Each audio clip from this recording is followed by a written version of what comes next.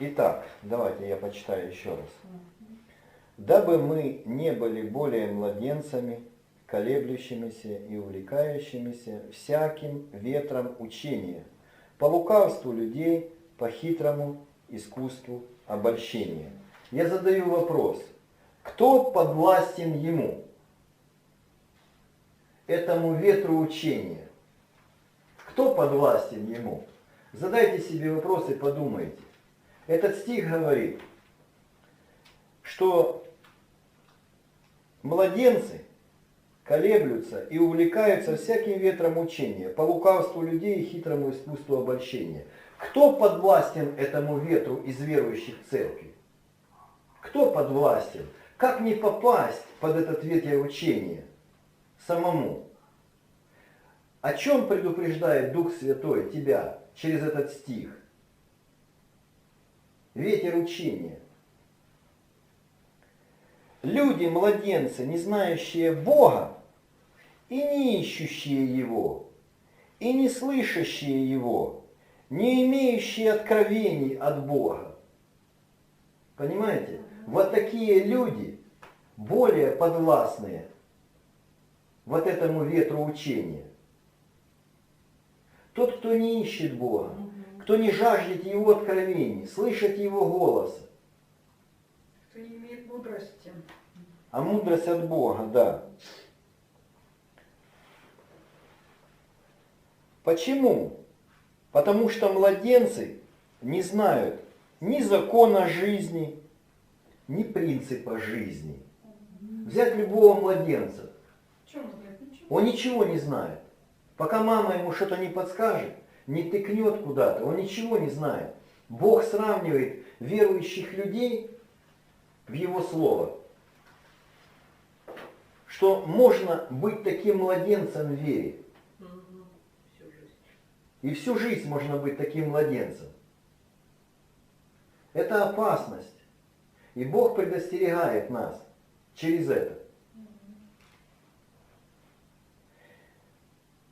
И смотрите, это незнание принципа жизни, ни закона жизни заставляет этих младенцев колебаться умом. Что такое колебаться умом? Быть неуверенным. А правильно ли это? А правильно ли это? А как вот это? А вот это может быть не так. А вот это может быть не так. Колебание ума. Все их естество, вот этих младенцев, толкает их к Богу. Они понимают, что надо идти к Богу. Это естество человека, дух человека толкает к Богу. Они понимают, что надо идти к Богу. Они хотят быть наполненные Богом, удовлетворенными от Бога. Поэтому они гоняются за чужими откровениями, складируют их у себя в уме. Это ветер учений заставляет их так бегать. Другим рассказывают, хвастаются откровениями. Но для них не Бог это. Это ветер учений. Для них чужие откровения – это ветер учений. Он не поможет им познать истину, познать самого Бога. Им лично нужен Бог, говорящий в их дух. Лично. На чужом, глядя на чужой стол, как кто-то кушает, ты сыт не будешь. Правильно? Как, когда приходил Илия к царю нечестивому, как его звали? Он говорит: о, враг мой. Как царя звали? Как звали царя? Я забыл. По-моему, Ахав. Не помню. Но не важно. И факт тот, он говорит: твой Бог. Почему он говорил твой Бог Илии? Потому что у него самого не было отношений с Богом. Почему нечестивые цари пытались все равно тянуться к Богу? Они пытались пророков каких-то созывать вокруг себя. Но все это был ветер учений. Это было не от Бога. Если у тебя нет ничего личного с Богом, ни общения, ни откровения из слова, из Библии, то ты человек уже под обольщением. И ходя в церковь, ты уже увлечен не Богом лично, а Его учением. Ты будешь увлечен. Ты уже в этой теме находишься. Просто дело времени. Какого проповедника ты будешь слушать по телевизору и как будешь им наполняться, если у тебя нет личных отношений с Богом. Слушать других надо, но в первую очередь ты должен слышать лично своего Бога. Почему Иисус называет везде ученикам не просто Богом, а Отцом? Это говорит о близости, об отношении твоем, что Бог, Он твой Отец, и ты с Ним должен иметь отношения не только из-за того, что Он Бог, а что Он Отец, который дал тебе жизнь и будет давать дальше, и может помочь тебе во всем. О близости, об отношениях. Чтобы не остаться младенцем, нужно развивать отношения, искать лица Божьего, не лениться, жаждать Его, хотеть Его, присутствия, Его откровений, Его свидетельства о твоем духе, что Он тебе скажет, что посоветует. Римляне 10:17. Ну, я открою сам. А что, нам уже и трудиться не надо? Ну, давайте открывайте. 10:17. А ну, Зоя, читай. Сейчас, Верочка. Итак, вера от слышания, а слышание от Слова Божьего. Видите? Итак, вера от слышания, а слышание от Слова Божьего. Видите? Вера, она не просто из-за того, что тебе хочется верить. Вера, она вмещает в себя слышание. Но не от кого-то, не от чего-то, не от кого-то, не от людей, а вот лично от Бога. Ты лично что-то должен слышать от Бога. Вот тогда твоя вера является в соответствии написанного этого стиха. Я не хочу сказать, что все проповедники чушь городят, неправильно все говорят. Но это ихнее учение, для них личное. Тебе нужно свое учение. Павел, когда покаялся, сидел в пустыне, искал лица Божьего, он научился принимать учение Иисуса Христа, которое нужно было принимать ему лично и нести людям, язычникам. Петр, сидя в Иерусалиме, принимал учение, которое нужно было, которым нужно было учить евреев, чтобы они покаялись. У Бога есть разное учение, но каждому человеку Он дает то учение, которое необходимо ему. А это все приходит через отношения, через познание, когда ты тренируешься слышать Бога. Понимаете? Нельзя тебе тренироваться на чужих откровениях. Ты должен тренироваться сам на Боге, лично на Отце. Тебе нужны личные отношения, чтобы ты вырос из младенца. Вырасти из младенца тебе поможет отношение с Богом. Если у тебя их нет, то ты младенец, не бойся в этом признаться. Многие в церквях сидят с пустыми глазницами, годами, не имеют из Библии откровений. Это дети. А скажи им, они обидятся, скажут, я в 17 лет хожу в церковь. Ты что? Какой я ребенок? Так дело не в этом.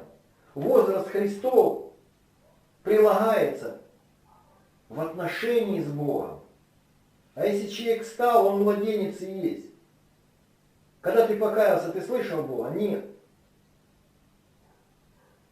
Но постепенно ты должен приходить, правильно, и слышать Его. Петр, когда ходил с Иисусом, начал ходить, он слышал Бога? Нет. Но когда он походил с Иисусом, Иисус задал вопрос, кто я для вас? Он говорит, ты Христос, Сын Бога живого.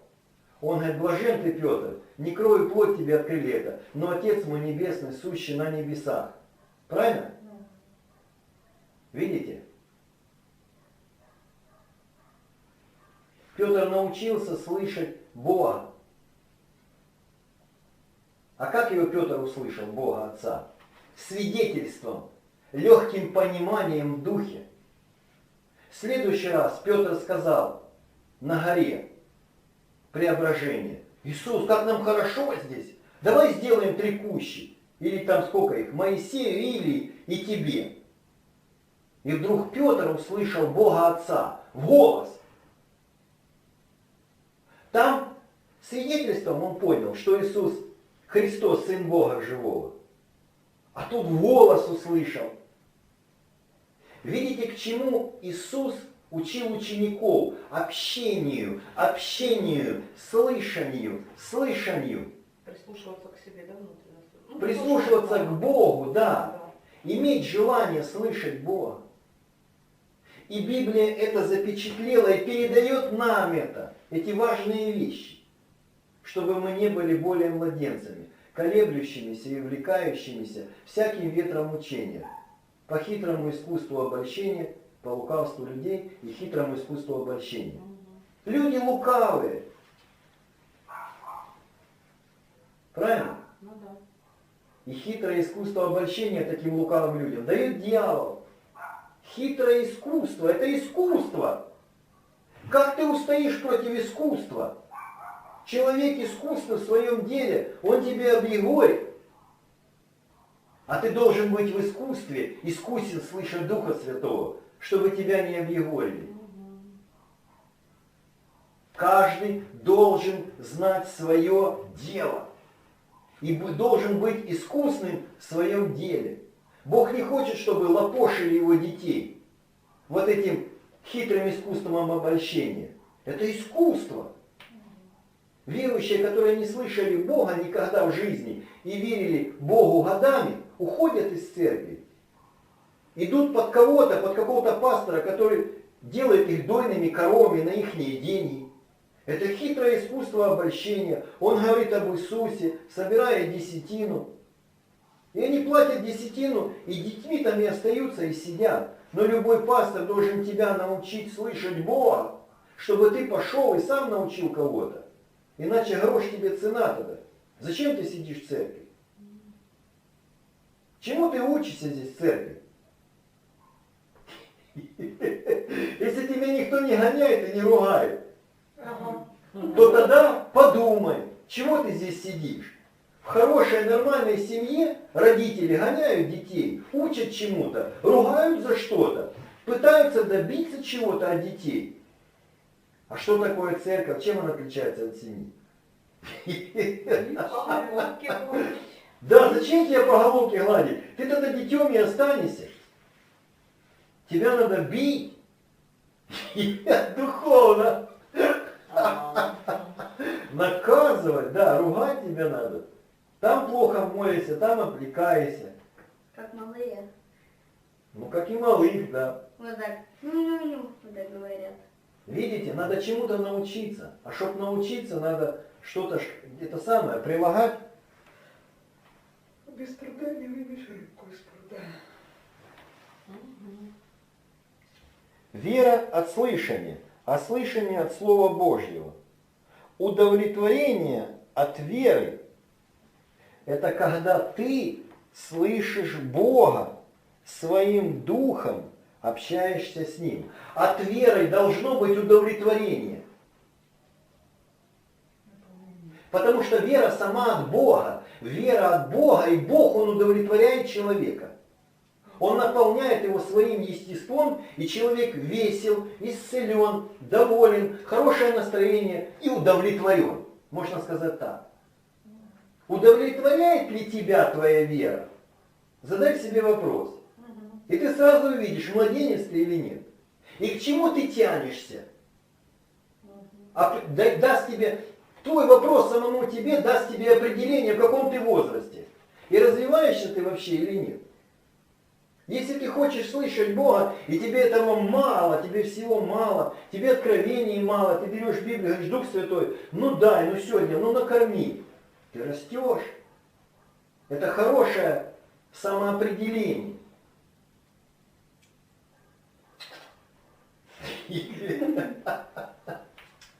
Понимаете?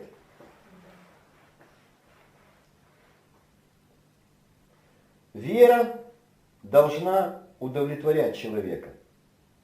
Удовлетворение от веры – это когда ты слышишь Бога своим духом и общаешься с Ним. Тогда ты доволен. Тогда ты доволен. Вот. Вера и Бог, они неразделимы. Вера от Бога, послание к Ефесянам говорит. Вера от Бога. Вера не просто, что ты создал образ в своей голове. Прочитал, вера есть осуществление ожидаемого, уверенность в невидимом. И что-то ты сообразил в голове, и что-то построил. Вера должна давать удовлетворение. В вере должен приходить Бог, который должен общаться с тобой. Вот что такое нормальная вера.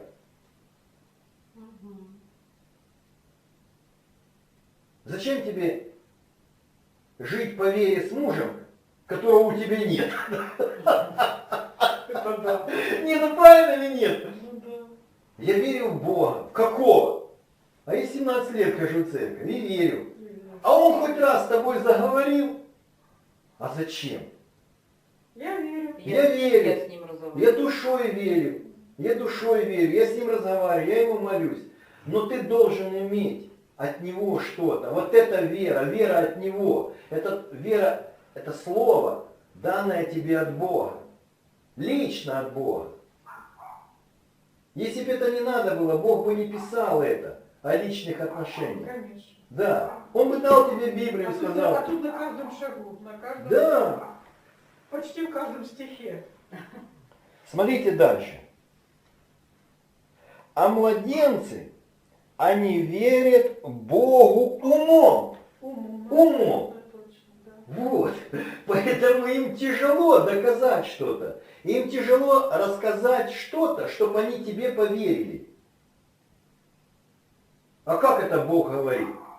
А как это? Пока младенец сам не попробует, он тебе не поверит. Да. Сколько ты ему не говоришь? Да. Ты должен повести младенца за собой и научить его тому, что ты сам знаешь и попробовал. Но ты должен быть взрослым.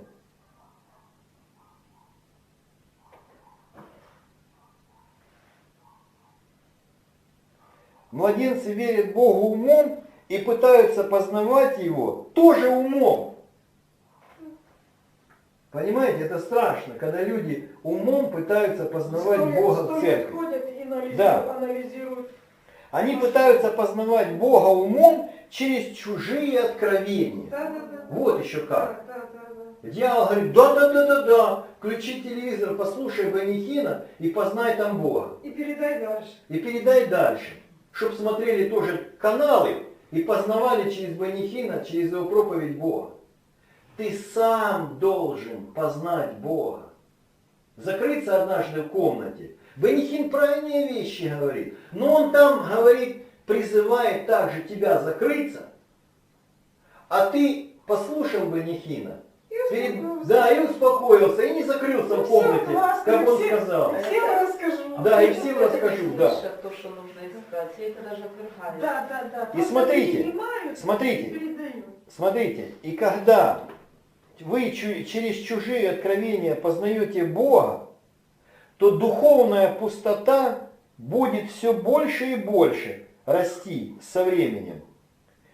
Будет все больше и больше расти, и со временем придет разочарование. Да. Люди, Абсолютно. которые Сколько младенцы, лет? не имеют отношений с Богом, ходят, потом, когда начинает пастор их где-то за что-то говорит, вот так, вот это, вот то, они сразу психуют, потому что попа грязная, надо вытереть, а они не научены, чтобы вытиралась Потому она. что младенцы. Потому что младенцы, да. И говорит, то он хотел у меня памперс поменять, а я не хочу. А мне что-то сказали. Там еще есть место. Да, там еще есть место, куда валить можно. А мне сказали, сделали замечание, что я молюсь неправильно. Так радуйся, что тебе сделали замечание. Тебе подсказывают, потому что уже понял кто-то, тот, кто подсказывает, он сам на этом осекся, либо его Бог научил, поэтому он тебе подсказал. Это же нормально. Для чего что-то церковь должна быть? Здесь же учатся. Я столько лет хожу, и Петр, когда- я уже сам умный. Петр, когда столько лет был умный, пришел к галатам и укрывался, когда евреи пришли. До этого ел с ними, а потом не ел. И Павел его как отчухал при всех. Что ж ты, говорит, будучи иудеем, говорит, живешь как? Ага. Как язычник. А язычников принуждают жить по-иудейски, когда нет рядом иудеев. То есть это лицемерие было. Но Петр же не обиделся. Школа Иисуса Христа, она для нас до самого неба. Ага. Подсказки Иисуса Христа для нас до самого неба. И на всю жизнь. Да, и на всю жизнь. Почему Бог и тянет нас в отношения с собой? И все сыновья твои будут научены кем? Людьми? Господом. Господом. Тебе нужны личные отношения с Господом. Сыновство – это личные отношения с Господом. Первое, почему Иисус привел нас в детей Божьих, через себя сделал? Чтобы мы имели общение с Богом. Он говорит, видевший меня, Филипп, видел и Отца. Он все время ученикам говорил, Бог это Отец. Бог это Отец. Это близость. Самая близкая, да. Это семья. Да. Тебя никто не поймет, как Бог Отец. Тебе никто не поможет, как Бог Отец. Понимаете? И чтобы не было духовной пустоты, у тебя должны быть личные откровения с Богом. Когда ты будешь ходить в церковь и никогда не чувствовать здесь присутствие, ты не захочешь сюда больше ходить. Но если ты пришел в церковь, и вот как сегодня, здесь был Иисус стоял, ты захочешь в следующее воскресенье опять сюда прийти? Чтобы он еще... Вера должна удовлетворять. Вера должна удовлетворять. Если муж жену не удовлетворяет в семье, как им жить? Если жена не удовлетворяет мужа, как им жить? Вера должна удовлетворять. Все должно быть на своем месте и работать правильно.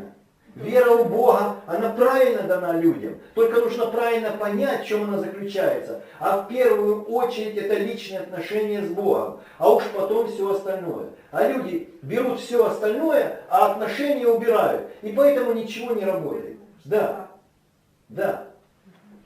Вот так. Видите? И придет разочарование, что Бог не отвечает. И люди, 18-20 лет ходившие в церковь, не слышавшие Бога, идут ищут другую церковь. По хитрому искусству обольщения. Ветер учения. Это ветер учения начинает дуть на тебя, когда у тебя нет отношений с Богом. Ветер учения начинает дуть. И ты ощущаешь его только тогда, когда у тебя нет личных отношений с Богом. Этот ветер учения дует. И смотрите, ветер учения, он как и раньше дул на церкви и не прекращался, так и сейчас дует и не будет прекращаться. Не думайте, что на вас он не будет дуть. Как только вы потеряете отношения с Богом, будет дуть ветер учения. Вот. Так и сейчас. В чем же сила этого ветра? Давайте зададим себе вопрос. В чем же сила этого ветра учений? Я вам скажу. В религии. Его дуют религиозные бесы. Вот с такими щеками. Сидят вокруг церкви и дуют, и дуют, и дуют. И чем сильнее бесы эти дуют, тем сильнее у них развиваются щеки, чтобы сильнее дуть. Зачем собирать церкви вокруг своего помещения религиозных бесов? Чтобы они дули на паству. Зачем? Зачем сидит там пастор? Для чего? Собирать бесов по своему учению, которые будут дуть на его паству. Зачем пастор представлен? В первую очередь привести в отношения с Отцом пастор должен сделать. Вот что Иисус чего добивался? Чтобы были отношения. Чтобы были отношения. Вот. И потом он сказал: Петр, я, говорит, на этом камне построю церковь. Я буду на отношениях строить церковь. Врата ада, которую не одолеют. Иисус не строит церковь, когда дуют религиозные бесы. Когда люди не имеют отношений с Богом, а просто ходят в церковь для того, чтобы послушать пастора, который учит их чужим проповедям, своим проповедям, но не учит их прийти в отношения с Отцом. Это тоже хитрое искусство обольщения. Пусть дураки сидят, приносят десятину, а я буду получать, как это в Америке сейчас делается. Все, да, Бог дает им откровение, но они должны привести людей в отношения с Богом. Первое, что должен пастор сделать, первый пастор это был Иисус. Вернее, да, первый пастор был Моисей, который вел в общение весь израильский народ. Но они не хотели. Второй пастор это Иисус, который вел израильский народ в общение. Но они тоже не хотели. Вы видите, что получается? Нормальный пастор в первую очередь должен не угождать людям, а привести их в личные отношения с Богом. А дальше вы все сами поймете. Потому что такова вера. Она от слышания Слова Божьего. Она от слышания самого Бога. И только тогда ты будешь удовлетворен и будешь хвастаться всем. Я хожу в такую церковь, где я в жизни до этого не был удовлетворен, а теперь я удовлетворен. А теперь мне ничего и не ищу. Я просто живу, я наслаждаюсь. А все почему?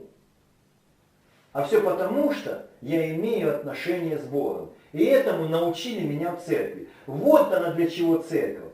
Вот она для чего. И Бог должен учить людей. Да, пастор существует, пастор общее направление показывает. Но у каждого должны быть личные отношения с Богом. Если они будут, это будет все тогда у человека. И удовлетворение, и любовь к людям, и единство, и все будет. И один дух будет, и мудрость будет, да. Все, за что не возьмись, что не обещает Библия, через благословение, все у тебя будет. Аврааму что Бог сказал? Вот я, завет твой, я и ты, и наши отношения, вот это завет. Ты и я, и наши отношения, живые, не мертвые, не на бумаге. Вот это завет. Аврааму не давал Бог на бумаге закона. Он говорит, наши личные отношения каждый день, вот это завет. Ты проснулся, пойди пообщайся со мной. И я тебе обещаю, я буду во всем тебе помогать. Если ты будешь со мной общаться и меня слышать. Я, вот завет мой. Я, вот завет мой. И Иисус говорит, через Иезекииля пророк говорит, вложу законы в сердце их, не на бумагу, а в сердце их. Это отношение с Богом через Духа Святого. И мы получили обещанного Духа верой. Он пишет в Галатах. Ибо Христос искупил нас от клятвы закона, сделавший за нас клятвою. Ибо написано, проклят всяк, висящий на древе. Дабы благословение Авраамова через Христа и Иисуса распространилось на язычников. И нам получить обещанного Духа верою. Нам нужен Дух, которого мы получили через Иисуса Христа. Дух – это общение, это Дух Святой. И мы получили обещанного Духа верой. Человек соединяется с Богом. Соединяющийся с Господом есть один Дух. Павел объясняет. Библия кричит, соединись с Богом. Это завет, Новый Завет. А ветер учения дует. А вокруг церкви в Америке бесы дуют на людей, дуют. И неудовлетворение у людей. И чудес нету, посмотришь. Редко какая церковь в чудесах, в знамениях. Потому что там есть настоящие отношения, личные. Генера Мальдонадо. Человек, который учит личным откровением с Богом. Человек и Бог. Он не превозносит себя, не превозносит свои учения. Он ругает людей в церкви. Идите, закройтесь и общайтесь с Богом. Он не подыгрывает под людей. И Бог благословляет эту церковь. И чудеса там, и исцеление. И все, что написано в Библии. Все начинается с личных отношений с Богом. И любой служитель только лишь для того самого начала, чтобы познакомить тебя с Богом и привести и научить слышать Бога. И еще научить.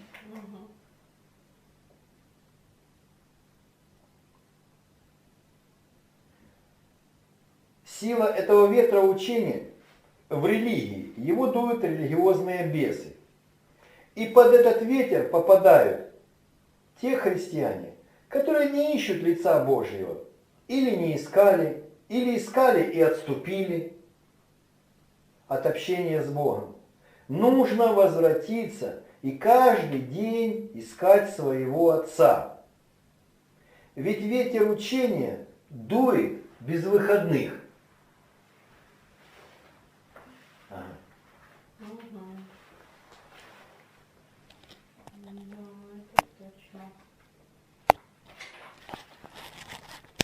Мне так понравилось, вот да, вот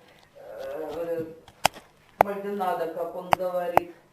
Обычно все, ну, даже некоторые тоже, вот ищите Бога, вот общайтесь, ну, так, в общем, в любых